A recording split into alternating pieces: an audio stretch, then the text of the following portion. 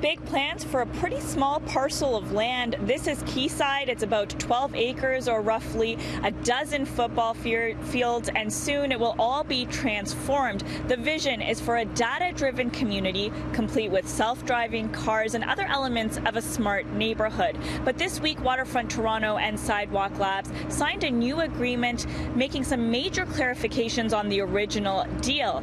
The new deal doesn't give Sidewalk Labs access to anything but the Quayside neighborhood, so it excludes the larger Portlands area surrounding it. We actually are standing on Quayside. These are lands that are owned by Waterfront Toronto.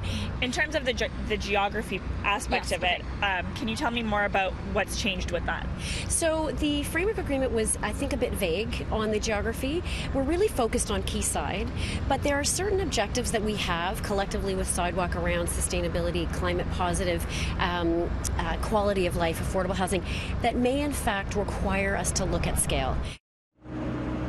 While last fall's announcement may have made it seem like Sidewalk Labs' plans for a neighborhood complete with self-driving vehicles was a done deal, there is still a lot to do before the plan is finalized. The city says any use of its land needs to go through city approval before it can be used by Sidewalk Labs, and the new community can only spill into the Portlands neighborhood if it is approved by City Council. Now, we had a chance to take a tour of Sidewalk Labs' experimental workshop today.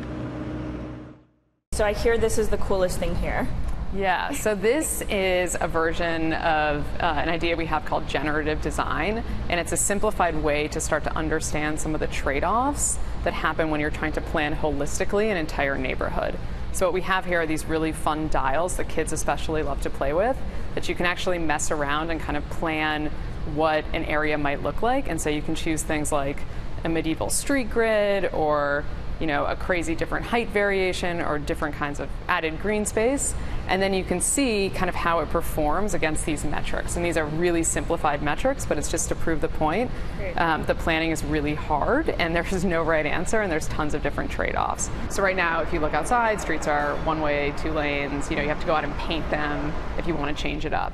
But here you can actually use lighting to vary it. So you could potentially have a bike lane, or you can make it 2-lane, or maybe you want to make it an entire plaza, or maybe you want to put it into party mode because that day there are no cars on the street and it's going to be a festival. Oh, wow. So this is one way to potentially make streets a little more dynamic.